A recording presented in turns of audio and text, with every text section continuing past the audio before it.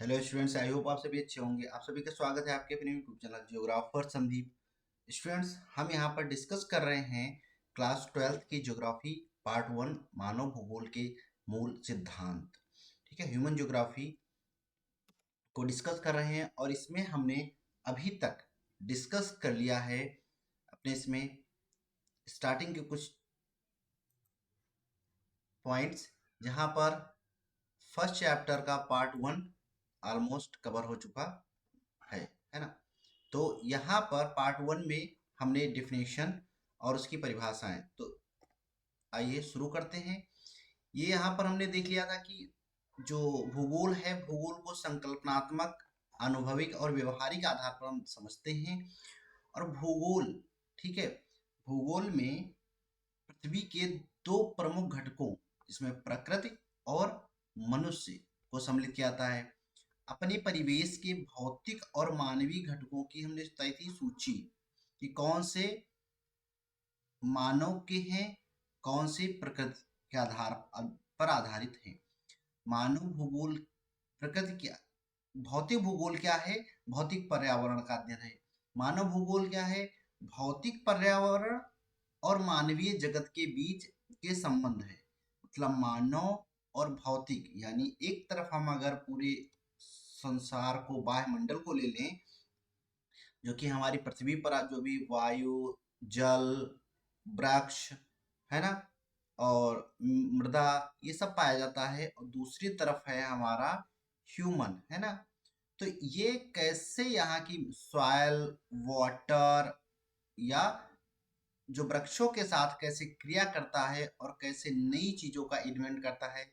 पेड़ को काट कर लकड़ी से चेयर बना देता है ना, कैसे चेयर बना लेता है। तो इस तरह से जो चीजें करता है, उसे ही हम मानव और भौतिक जगत के बीच के संबंध संबंध और मानवीय परिघटनाओं का स्थानिक जो है वितरण, उनके घटक घटित होने के कारण, वैश्विक भागों में सामाजिक और आर्थिक विभिन्नताओं का अध्ययन की बात करते हैं। फिर हमने यहाँ पर बात की थी एक कि मानव और भौतिक, जो भौतिक स्वरूप है पूरा, ठीक है, जो भौतिक स्वरूप है किसका, मानव का जो भौतिक स्वरूप है, उसे हम किस आधार पर देखते थे। भौतिकी और मानवीय घटनाओं की बात कर रहे थे हम। जो भौतिकी और मानवीय परिघटनाओं में हम मानव शरीर की रचना के आधार पर बात की थी कि पृथ्वी क्या है, मानव का रूप है। तूफान है, जो भी आंखें हैं। नदी मुख के समान है। हिमनद इसके प्रोथ या नासिका के समान है। जल डमरू मध्य, जैसे जब जो दो वाटर बॉडीज को जब जोड़ने वाली लाइन, जैसे जैसे मानव के शरीर को ग्रीवा जोड़ती है। मृदा क्या है, मृदा की परिच्छेदिका बनती है कि कहीं पर लाल, पीली,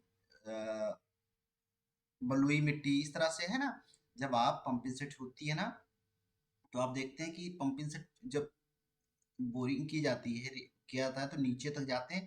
तो इसमें बोलते हैं अभी क्या निकल रही है, बालू निकल रही है ना। बोलते हैं ना बालू निकल रही है। अभी क्या है, पीली मिट्टी निकल रही है। अभी क्या है, पथरीली निकल रही है ना। तो ये सब क्या है, ये परिच्छेदिका है। और जर्मन भूगोलवेत्ता कार्ल हाउसहोफर ने माना था कि राज्य और देश क्या होते हैं, ये सब जीवित जीव के रूप में। और जो देश में सड़कें, रेलमार्ग, जलमार्ग हैं, वो क्या है, धमनियां हैं। और जो नस है, इस आधार बात की गई। यहीं पे एक परिभाषा के आधार पर समझा था हमने। डर्जल की परिभाषा, एक प्रसिद्ध परिभाषा है कि मानव भूगोल मानव समाजों और धरातल के बीच संबंधों का कैसा संश्लेषित अध्ययन है। फिर एलन सी सैंपल ने कहा था कि मानव भूगोल अस्थिर पृथ्वी, क्रियाशील मानव के बीच परिवर्तनशील संबंधों का अध्ययन है ना। तो ये कम से कम दो तो परिभाषाएं आप याद कर लीजिएगा। अब हम आज पढ़ेंगे मानव भूगोल की प्रकृति, है ना। मानव भूगोल की प्रकृति हमने यहाँ परिभाषाएं तो देख ली थी। मानव भूगोल की प्रकृति की आपका नेचर कैसा है? क्या आपका नेचर जो है वो संभववादी है? आपका नेचर क्या निश्चित है, या जिसे हम बोलते हैं कि डिटर्मिनिस्टिक है? ठीक है, दृढ़ निश्चय है कि नहीं, बहुत अकड़ू टाइप के हैं, है ना, कुछ थोड़ा समझदार होते हैं जो दूसरों की बातें मान जाते हैं, उन्हें हम संभववाद के आधार पर देखेंगे। कुछ नवसंभववाद के आधार पर बात करेंगे। यहाँ पर हम देखते हैं मानव भूगोल भौतिक पर्यावरण तथा मानव जनित सामाजिक सांस्कृतिक पर्यावरण के अंतर संबंधों, है ना, अंतर संबंधों का अध्ययन है। उसकी जो अनन्य क्रिया के द्वारा, उसकी जो प्रेरणता है अनन्य क्रिया के द्वारा करता है। ठीक है, प्रेयर मानव भूगोल क्या है? भौतिक पर्यावरण और मानव जनित सामाजिक सांस्कृतिक पर्यावरण के अंतर संबंधों का अध्ययन है। ठीक है, आप जानते हैं ये तत्व भू आकृति, मृदाएं, जलवायु, जल, प्राकृतिक वनस्पति, विविध प्राणी जात और वनस्पति जात है। क्या आप उन तत्वों की सूची बना सकते हैं जिसकी रचना मानव ने भौतिक पर्यावरण द्वारा प्रदत्त मंच पर अपने कार्यकलापों के द्वारा की है? एक सूची बनाना कि जो मानव मतलब तुम, हम लोग मानव हैं, ठीक है, हम लोगों ने क्या क्या भौतिक पर्यावरण में, ठीक है, जो गॉड गिफ्टेड है उसमें परिवर्तन करके क्या क्या बनाया है। ठीक है, उसे ही हम यहाँ पर कहा जा रहा है। जैसे ग्रह, गांव, नगर, सड़क, रेल, रेलवे का जाल, उद्योग, खेत, पत्तन, दैनिक उपयोग में आने वाली वस्तुएं, भौतिक संस्कृत के अन्य सभी तत्व भौतिक पर्यावरण द्वारा प्रदत्त संसाधनों का उपयोग करते हुए मानव द्वारा निर्मित किए गए हैं। हमने जो बताया ये सब मानव द्वारा। कैसे? भाई अगर रेलवे बनाना है तो कहाँ इसमें आयरन चाहिए, आयरन चाहिए मतलब लोहा चाहिए, लकड़ी चाहिए, बॉक्साइट चाहिए, कोयला चाहिए। तो ये सब कहाँ से आया? ये सब कुछ कहाँ से? ये सब कुछ नेचर से आया है, ये सब कुछ प्रकृति से आया है ना। बिना उसके कुछ भी संभव नहीं था। तो जबकि भौतिक पर्यावरण द्वारा मानव बृहत स्तर पर परिवर्तन किया गया है, मानव जीवन को भी इससे प्रभावित किया है। अब पर्यावरण भी मानव के जीवन को तो प्रभावित किया है ना। जो आप देख रहे हो बदलाव हुए हैं, और इस समय जो क्लाइमेट चेंज हो रहा है, जलवायु परिवर्तन हो रहा है, उसी का तो एक भाग है। अब यहाँ पर हम मानव का प्रकृतिकरण और प्रकृति का मानवीकरण, दो शब्द हैं, दोनों एक दूसरे के विपरीतार्थ हैं, है ना। दोनों एक दूसरे के अपोजिट वर्क करेंगे। जैसे मानव का प्रकृतिकरण और मनुष्य अपने प्रौद्योगिकी की सहायता से अपने भौतिक पर्यावरण से अन्योन्य क्रिया करता है। तो याद रखना, मानव जो है अपने भौतिक पर्यावरण से किसकी सहायता से अन्योन्य क्रिया करता है? प्रौद्योगिकी की सहायता से, यानी तकनीकी ज्ञान की सहायता से इस भौतिक परिवर्तन, भौतिक रूपी जो ये पृथ्वी है उसमें परिवर्तन करके मानवीय क्रियाओं को या अपने जीवन उपयोगी बनाता है। ठीक है, लेकिन मानव का प्रकृतिकरण यह महत्वपूर्ण नहीं है कि मानव क्या उत्पन्न और निर्माण करता है, बल्कि यह अत्यंत महत्वपूर्ण है कि किन उपकरणों और तकनीकों की सहायता से उत्पादन और निर्माण करता है ना। प्रौद्योगिकी किसी समाज के सांस्कृतिक विकास के रूप की सूचक है ना। प्रौद्योगिकी जो है सांस्कृतिक विकास की सूचक है, जो कि सांस्कृतिक विकास क्या होता है? जो मानव द्वारा किया जाता है। ठीक है, याद रखना, सांस्कृतिक विकास मतलब मानव के मूल्यों द्वारा किया जाता है, ह्यूमन के द्वारा किया जाता है। मानव प्रकृति के नियमों को बेहतर ढंग से समझने के बाद ही प्रौद्योगिकी का विकास कर पाया है। मानव प्रकृति के नियमों की क्या चाहिए, क्या नदी बहती जा रही है और जब पहाड़ से नीचे उतरती है तो वहां पर हम डैम बना के, और डैम सामने एक दीवार बना देंगे और वहां से हम उसको ऊपर से गिराएंगे और नीचे टरबाइन लगा देंगे तो मोटर चलेगा, उससे बिजली बनेगी, यानी हाइड्रो इलेक्ट्रिक बनेगी, जल विद्युत बनाएंगे हम। तो ये मतलब जब तक नियमों को समझा नहीं था, जब समझ गया कि इससे हम बिजली बना सकते हैं, प्रौद्योगिकी को तभी उपयोग किया, है ना। अभी उसने थोरियम यूरेनियम के उपयोग में, यूरेनियम का खुला तरीके से उपयोग करने में सक्षम नहीं है मानव, प्रौद्योगिकी नहीं है, तो न जो प्रौद्योगिकी है वो उसमें लगा भी नहीं रहा है। क्यों? क्योंकि इससे मानव का विनाश हो सकता है ना। अब उदाहरण के रूप में समझे हम, घर्षण और ऊष्मा की संकल्पनाओं ने अग्नि की खोज में सहायता की। जब बताया जाता है कि जब दो बांस के पेड़ एक में टकराते थे, घर्षण कर रहे थे, या जो दो पत्थर एक में टकरा के घर्षण करते थे तो चिंगारी उठती थी, तो उससे अग्नि की खोज हुई और वो उससे हमारी सहायता की। डीएनए और अनुवांशिकी के रहस्यों की खोज के बाद ही हम बीमारियों पर विजय पाने के योग्य हो पाए हैं। डीएनए और अनुवांशिकी की खोज के बिना हम बीमारियों के बारे में ज्यादा से ज्यादा पता नहीं लगा सकते थे, लेकिन आज हम सभी बीमारियों की दवा है। जैसे कोविड अभी आया था, तो कोविड को हमने तुरंत डिटेक्ट किया और डिटेक्ट करके वैक्सीन बन गई, है ना। तो ये चीजें सुविधाएं हो पाई। अधिक तीव्र गति से चलने वाले यान, यानी जो पवन है, जो एरोप्लेन है ना, जो एरोप्लेन है, इसके विकसित करने के लिए वायु की गति के नियमों का प्रयोग, यानी हमको जब पता चला कि वायु कहाँ पे ज्यादा तीव्र होती है, कहाँ पे वायु नहीं चलती है, यानी समताप मंडल में वायु कम है, ठीक है, वायु दाब और वायु कम रहती, तो वहां पर हम जाके प्लेन उड़ाना संभव कर पाए हैं, है ना।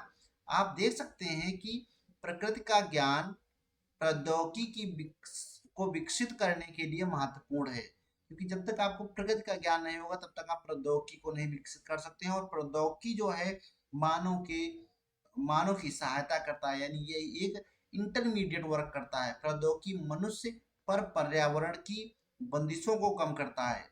जो ज्ञान है मानव का, क्या करता है, इसीलिए कहते हैं जब आदमी के पास ज्ञान होगा तो वो चाहे प्रकृति की बंदिशें हों या समाज की बंदिशें हों, कुरीतियां हों, सबसे ऊपर उठ सकते हो आप, है ना। तो प्रकृति पर्यावरण से अनन्य क्रिया की आरंभिक अवस्थाओं में मानव इससे अत्यधिक प्रभावित हुआ था, ठीक है।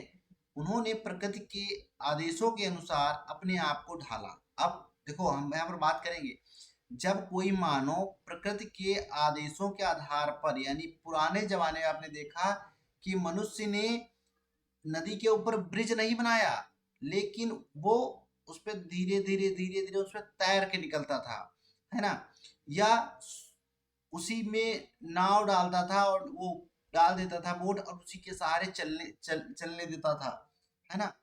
और पेड़ों को काटता नहीं, पेड़ में जो फल पत्तियां आते थे उससे ही भोजन बनाता था, जानवरों का शिकार करता था, जानवरों को बिना अग्नि जब तक नहीं थी तब तक ऐसे कच्चा खाता था। अग्नि का आविष्कार होने के बाद भून के खाने लगा, है ना। तो इस तरह से हम पुराने अगर बात करें कि मानव प्रकृति के आधार पर जब जीता था, और उस समय प्रौद्योगिकी का जो स्तर बिल्कुल निम्न था, मानव के सामाजिक विकास की अवस्था भी पुरानी आदिम थी, ठीक है, नोमैडिक थी। तो आदिम मानव समाज प्रकृति की प्रबल शक्तियों के बीच इस प्रकार को अनन्य क्रिया जो प्रकृति के साथ जीता था उसे हम पर्यावरणीय निश्चयवाद कहते थे। यानी पर्यावरण ही सब कुछ है, पर्यावरण भौतिक के बिना हम नहीं जी सकते, भौतिक के आधार पर ही हम जीते थे, उसमें हम कुछ बदलाव नहीं करेंगे। हम पेड़ नहीं काटेंगे, पेड़ काटेंगे तो ये वन देवता गुस्सा जाएंगे, इस तरह से लॉजिक चलते थे, है ना। प्रौद्योगिकी के विकास उस अवस्था में हम प्राकृतिक मानव की कल्पना कर सकते थे और जो प्रकृति को सुनता था उसकी प्रचंडता में भयभीत होता था और उसकी पूजा करता था। हम जंगलों की पूजा करते थे, हम पृथ्वी की पूजा करते थे, हम नदियों की पूजा करते थे, हम ओशन समुद्र की पूजा करते थे। अभी हम समुद्र में जहाज चला रहे हैं, नदियों में हम पुल बना रहे हैं, है ना, वनों को हम काट रहे हैं। लेकिन पहले अगर एक पेड़ कट गया ना तो बोलते थे गुस्सा आ गए वन देवता, पूजा करो ये वो, बहुत से जीव जंतु नहीं मरते थे, मरने चाहिए थे। लेकिन अभी क्या है, अभी कोई टेंशन नहीं है, है ना। तो ये क्या है, ये जो उस समय पर मानव क्या था, मानव एक प्राकृतिक प्राणी था। अभी क्या है, प्रकृति का मानवीकरण हो रहा है। अब देखना दूसरे उसमें हम यहाँ पर मानव का प्रकृतिकरण इससे समझेंगे। एक वेंदा मध्य भारत के अबूझमाड़ क्षेत्र के जंगलों में रहता था, ठीक है। मेंढा एक जनजाति थी जो कहाँ रहती थी, मध्य भारत में, यानी छत्तीसगढ़ वाले राज्य में, है ना, छत्तीसगढ़ मध्य प्रदेश वाले अबूझमाड़ क्षेत्र के जंगलों में रहता था। इसके गांव में 3 झोपड़ियां हैं और जंगल के बीच में है। यहाँ तक कि पक्षी और आवारा कुत्ते जिसकी भीड़ प्रायः गांव में मिलती है यहाँ पर नहीं दिखाई देती थी। क्यों? क्योंकि जंगलों में थे। छोटी लंगोटी पहने और हाथ में कुल्हाड़ी लिए एक पेड़ा यानी वन का सर्वेक्षण करता है और वहां उसका कबीला कृषि का आदिम रूप स्थानांतरित कृषि करता है, ठीक है। ये लोग स्थानांतरित कृषि करते थे, मतलब एक जगह जंगल काटते थे, जंगल काट के जला के यहाँ पर फसल उगाते थे, फिर ये छोड़कर दूसरी जगह जाके जंगल काटते थे, यहाँ पर इसको दोबारा उपजाऊ नहीं बनाते थे, छोड़ देते थे। जब फिर से इसमें उगती थी पेड़ पौधे पत्तियां, फिर से अपने आप उपजाऊ हो जाता था। बेंदा और उसके मित्र के छोटे टुकड़ों को जुताई के लिए जलाकर साफ करते थे और राख का उपयोग मृदा को उर्वर बनाने के लिए किया जाता था। चारों ओर खिले हुए महुआ वृक्षों को देखकर पेंदा प्रसन्न हुआ है और जैसे ही वह महुआ और पलाश और साल के वृक्षों को देखता है, जिन्होंने बचपन से ही उसे आश्रय दिया है, क्योंकि ये लोग क्या जंगल में ही, जंगल के नीचे पेड़ पौधों में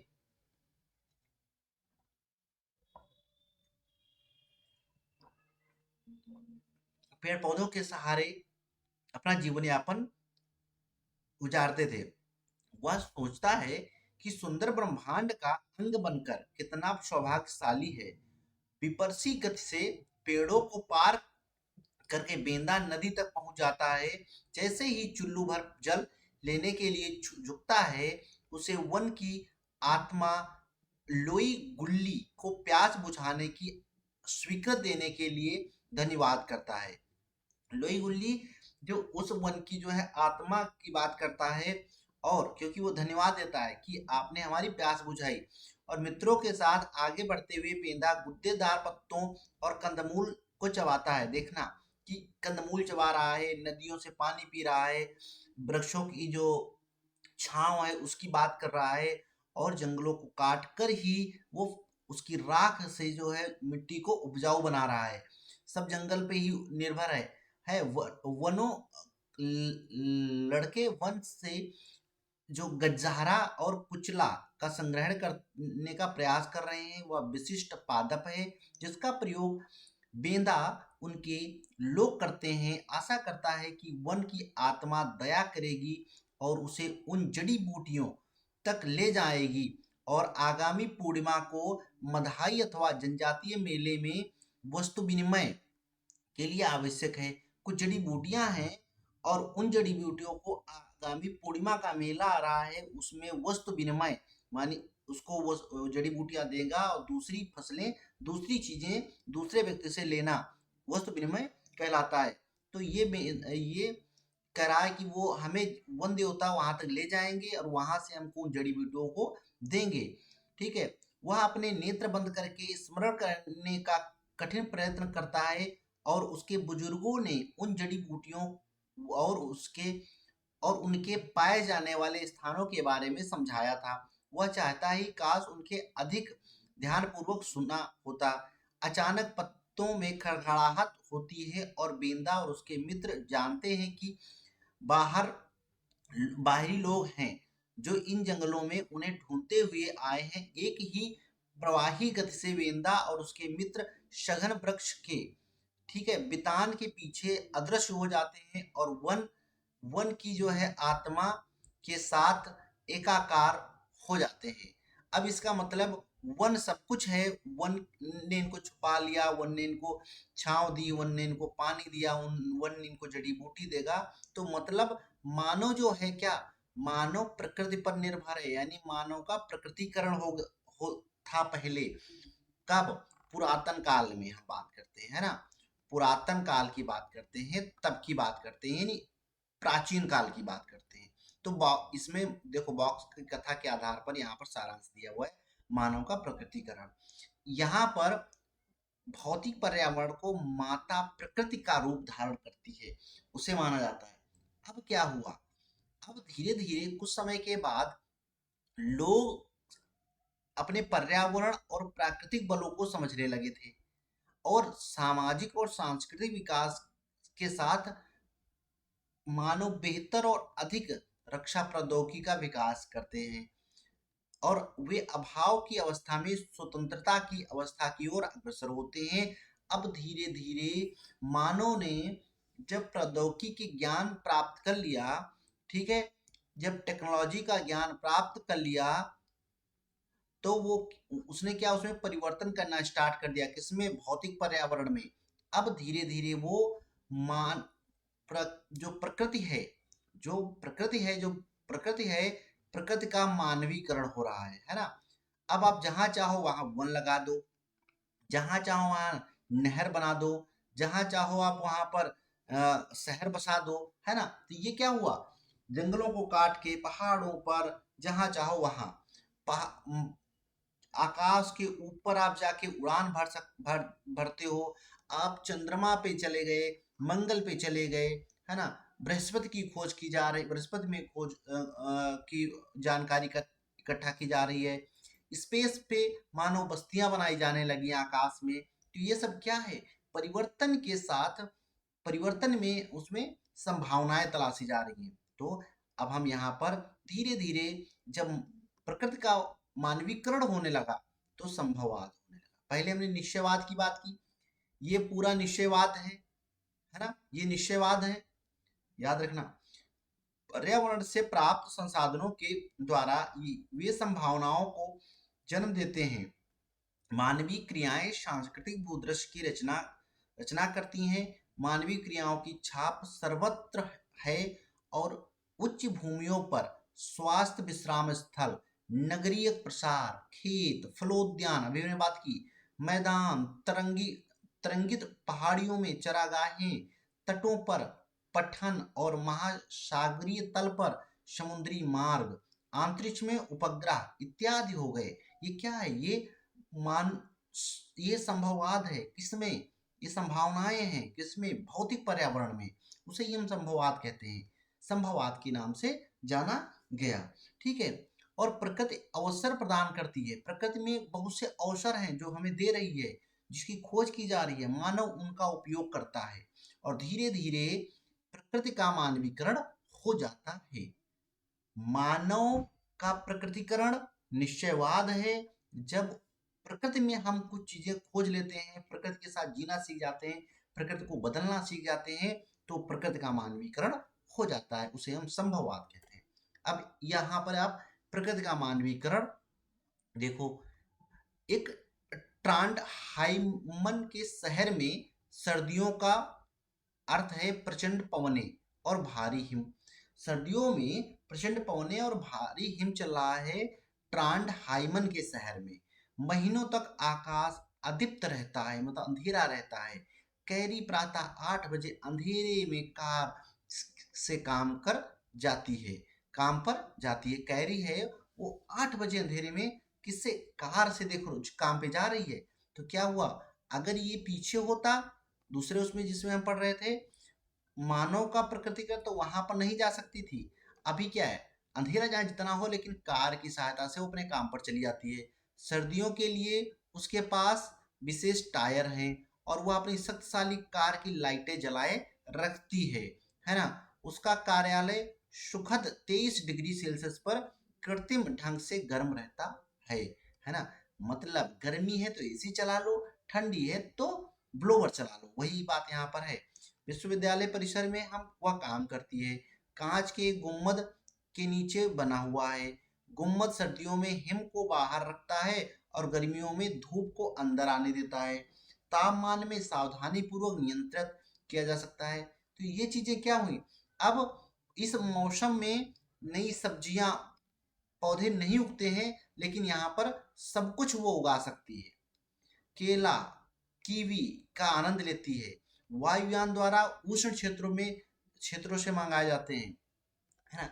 तो टेलीविजन, शाम को वो अपने टेलीविजन से सीरियल देखते हैं, ठीक है। और कैरी 58 वर्ष की है, लेकिन वो तब भी 30 वर्ष के से अधिक स्वस्थ और युवा दिखती है ना। वो दिल्ली चली जाती है। तो क्या है, ये सब जो प्रकृति है, प्रकृति का मानवीकरण हो रहा है ना। मानवीकरण हो रहा है, तो प्रकृति में संभावनाएं हैं। मानव क्या करता है, किसकी सहायता से, प्रौद्योगिकी की सहायता से, याद रखना एक शब्द की सहायता से ये सब कर पा रहा है। तो इसमें वही सब समझाया गया है। जो पीडीएफ देंगे पढ़ लेना, है ना। आई होप समझ में आ गया होगा। अब दूसरा है यहाँ पर भूगोल वक्ता ग्रिफिथ टेलर हैं। इनकी संकल्पना है, दो विचार हैं। एक तो प्रकृति पर्यावरणीय निश्चयवाद और दूसरा है संभववाद, जो कि हमने पढ़ा है ना। पर्यावरणीय निश्चयवाद और दूसरी है संभववाद। अब इन दोनों दोनों को मिला के एक वर्ड आया, नव निश्चयवाद, है ना। नव निश्चयवाद जो कि किसने दिया, ग्रिफिथ टेलर ने दिया, नव निश्चयवाद। और इसे ही हम कहते हैं रुको और जाओ निश्चयवाद का नाम दिया, ठीक है। रुको और जाओ निश्चयवाद मतलब इसका, हम नगरों में रहते हैं, ठीक। इसका मतलब समझो, नव निश्चयवाद रुको और जाओ, जहां पर जैसी जरूरत है हम वहां पर उस तरह की प्रौद्योगिकी का उपयोग करके हम प्रकृति को अपने अनुकूल बना सकते हैं। अगर प्रकृति हमारे अनुकूल नहीं बन रही है कहीं पर, तो हम अपने को प्रकृति के अनुकूल ढाल लेने की बात की जाती है। वही रुको और जाओ निश्चयवाद कहा जाता है, ठीक है। अगर आप शहरों में रहते हैं और नगर देख चुके हैं, तो जरूर जानते होंगे कि चौराहों पर यातायात नियंत्रण के लिए बत्तियां लगी होती हैं, जिसमें लाल बत्ती क्या होती है, रुको। लाल बत्ती का मतलब टू स्टॉप। अब पीली बत्ती, जिसे एबर भी कहते हैं, पीली बत्ती का और हरी बत्ती के बीच में एक बत्ती आती है। पीली बत्ती और हरी बत्ती के बीच, सॉरी, लाल बत्ती और हरी बत्ती के बीच एक बत्ती आती है पीली। उसका मतलब होता है रुक कर तैयार रहना, रुको और तैयार रहो पर, जब टाइम मिले तब आपको आगे बढ़ना है। फिर हरी बत्ती का मतलब होता है जाओ, ठीक है। उसी का मतलब ये हुआ कि इस संकल्पना रुको और जाओ जो निश्चयवाद है, उसका मतलब ये हुआ, यहाँ पर प्रकृति में ना तो यहाँ नितांत आवश्यकता की स्थिति है, ना तो यहाँ बहुत ज्यादा निश्चयवाद नहीं, आपको प्रकृति के आधार पर चलना है, नहीं, प्रकृति के आधार पर भी नहीं चलना है। और ना ही नितांत स्वतंत्रता है, ना ही संभववाद है कि हर जगह जहाँ गए वहां संभववाद ढूंढ रहे हैं, वहां पर संभावनाएं ढूंढ रहे हैं। हम यहाँ से गए, डैम बना हुआ है, और वो यहाँ से गए हम, ठीक है, और कोसी नदी पर बांध बना दिया, या हम जहाँ नहीं बांध बनाना है वहां गंगा, यहाँ पर हम गोमती में बांध बना दिया हमने। गोमती में बांध बना दोगे, आगे बांध बना दोगे तो पीछे की सब डूब नहीं जाएगा, है ना। उसके लिए पहाड़ी इलाका होना चाहिए ना, कि ताकि वो, और पहाड़ी इलाके के साथ साथ वहां पर लोग कम रहते हों। तब तो आप ये चारों तरफ से ये बंद है, तो आप यहाँ पर थोड़ा सा आगे अपना बैरिगेटिंग कर दी, तो और यहाँ पर पहाड़ है चारों तरफ, यहाँ से नदी आ रही है, ठीक है, और यहाँ पर लोग भी नहीं रहते, तो वो सुविधाजनक होगा। अगर आप वैसे नॉर्मल कहीं प्लेन में मैदानी क्षेत्रों में आगे बांध बना देंगे, तो पीछे सब गांव, सारी मानव जाति नष्ट हो जाएगी, तो वो थोड़ी ना अच्छा है। तो इसलिए कहा है कि हर जगह ऐसे नहीं कि हर जगह सब लोग कठोर होते हैं, और ना तो सब दयालु होते हैं। सभी दयालु भी नहीं होते हैं, मतलब सभी दयालु इतना दयालु भी नहीं होते हैं, और सभी कठोर भी नहीं होते हैं। तो ऐसा बनो कि ताकि तुमको कोई बेवकूफ ना बना सके।